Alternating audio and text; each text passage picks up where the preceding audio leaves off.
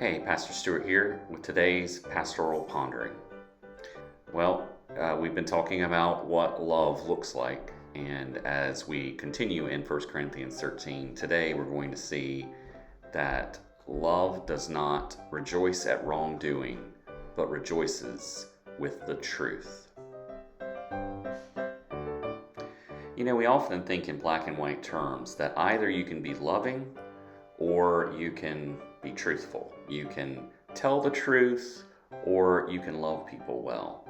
One of the things that we can see when we're looking at what love is to be like is that, love is gracious and it's kind, it's patient, it cares about the other person, but it cannot rejoice at something that is wrong. Parents can see this and they can love their children, but if they do something that's wrong, they can't say, oh, well, that's right. No, they don't rejoice in the wrongdoing of their children, but they still love their children, right?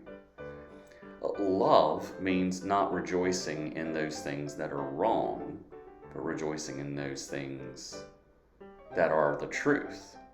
And the truth is that when we sin, we're going against the grain of what God has made us to be, of the way God has created the universe to be. When we sin, one writer has said that we don't really break God's law, we actually break ourselves on God's law. The point here is that when we sin, when we do what is wrong, when we do not live according to truth, we are actually hurting ourselves as well as hurting others. And so the right thing to do, the loving thing to do, isn't to rejoice in what is wrong, but to rejoice with what is true. And ultimately, what is true is what God has told us in His Word.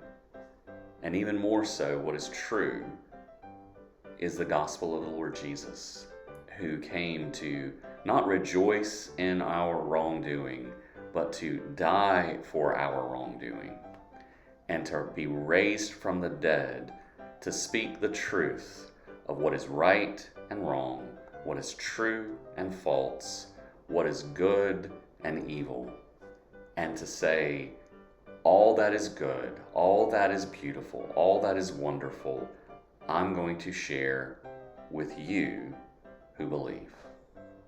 That's the good news. So because we are called to love the way that Jesus has loved us, what we do is we rejoice in what is true, but we don't rejoice in wrongdoing. We can be gracious, we can be merciful, we can be kind and compassionate, but we don't rejoice in what is wrong. We simply can't.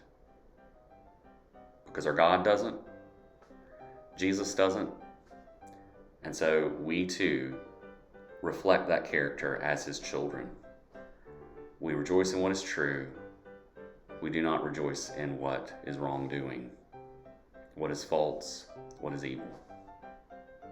And in this way, we love people well.